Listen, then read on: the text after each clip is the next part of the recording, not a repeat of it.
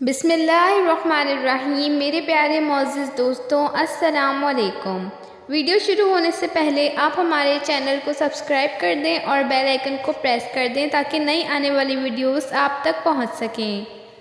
آج کا واقعہ ہے اللہ پر بھروسہ۔ ایک عورت کہتی ہے کہ میرا خاوند کسی وجہ سے لمبی مدت کے لیے غائب ہو گیا۔ اس وقت میں ایک کم عمر بچی کی ماں بھی تھی، جبکہ میرا ضعیف باپ بھی ہمارے ساتھ ہی رہتا تھا۔ ہماری غربت اور مفلسی انتہا کو تھی اور اکثر اوقات ہمارے گھر میں کھانے کے لیے کچھ نہیں ہوتا تھا۔ اگر ہم دوپہر کو کچھ کھا لیتے تو رات کو بھوکا سونا پڑتا۔ صبر کے ساتھ ہم ہر حال میں اللہ کا شکر ادا کرتے تھے، لیکن ایک رات کو تو بھوک و افلاس نے ہمارا وہ امتحان لیا جو اس سے پہلے کبھی نہیں لیا تھا۔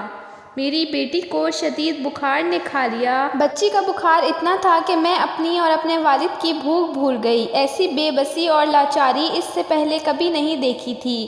بے قراری حد سے بڑھی تو مجھے اللہ تعالیٰ کا یہ قول یاد آ گیا کہ بھلا کون بے قراری کی التجا قبول کرتا ہے، جو اس سے دعا کرتا ہے، اور کون اس کی تکلیف کو دور کرتا ہے۔ جی ہاں، ہر قسم کی تکلیف، چاہے وہ بھوک کی ہو، بیماری کی یا غربت اور افلاس کی۔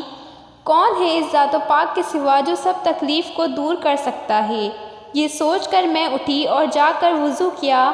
واپس آ کر بچے کے ماتھے پر گیلے پانی کی پٹیاں رکھیں اور اللہ کے حضور نماز کی ادائیگی کے لیے کھڑی ہو گئی۔ پھر بارگاہ الہی میں دعا کے لیے ہاتھ اٹھائے، پھر پانی کی پٹیاں تبدیل کرنے لگی۔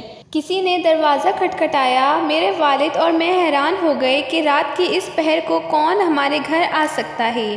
میرے والد نے پوچھا، دروازے پر کون ہے؟ تو جواب آیا، میں ڈاکٹر ہوں۔ اور میرے والد ایک دوسرے کو حیرت سے دیکھ رہے تھے کہ بھلا اس کو کس نے بلایا۔ والد نے جا کر دروازہ کھولا۔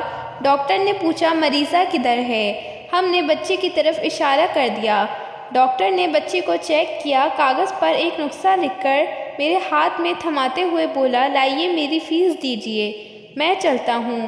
ہم نے آہستگی سے کہا، ہمارے پاس آپ کو دینے کے لیے کچھ نہیں، بلکہ ہمارے گھر میں کئی دن سے کھانا بھی نہیں ہے۔ میرا یہ جواب سنتے ہی ڈاکٹر غصے سے بولا، اگر دینے کے لیے پیسے نہیں تھے تو مجھے آدھی رات کو کیوں بلایا؟ ڈاکٹر کے منہ سے ٹیلی فون کا سن کر مجھے لگا ڈاکٹر غلطی سے آ گیا۔ میں نے ہمت کرتے ہوئے کہا، ڈاکٹر کو جواب دیا، ڈاکٹر صاحب، ہم نے آپ کو ٹیلی فون کر کے نہیں بلایا، بلکہ ہمارے پاس تو ٹیلی فون ہی نہیں ہے۔ یہ سن کر ڈاکٹر نے کہا، اچھا، کیا یہ فلاں شخص کا گھر نہیں ہے؟ میں نے کہا، نہیں، فلاں شخص ہمارا ہمسایہ ہے۔ یہ سن کر ڈاکٹر خاموش ہوا، پھر ہمارے گھر سے نکل کر ہمسائے کے گھر چلا گیا اور ہم شرمندگی سے خاموشی سے بیٹھے رہے۔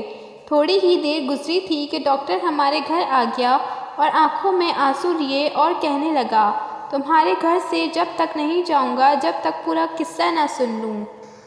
میں نے ڈاکٹر کو پورا قصہ سنایا کہ میں کس طرح بچی کے ماتھے پر پٹیاں رکھ رہی تھی اور اللہ کے حضور دعا مانگ رہی تھی۔ ڈاکٹر جلدی سے اٹھا اور باہر چلا گیا، ہمارے لیے رات کا کھانا اور بچی کے لیے دوائیں اور گھریلو ضروریات کا سامان لے کر آیا۔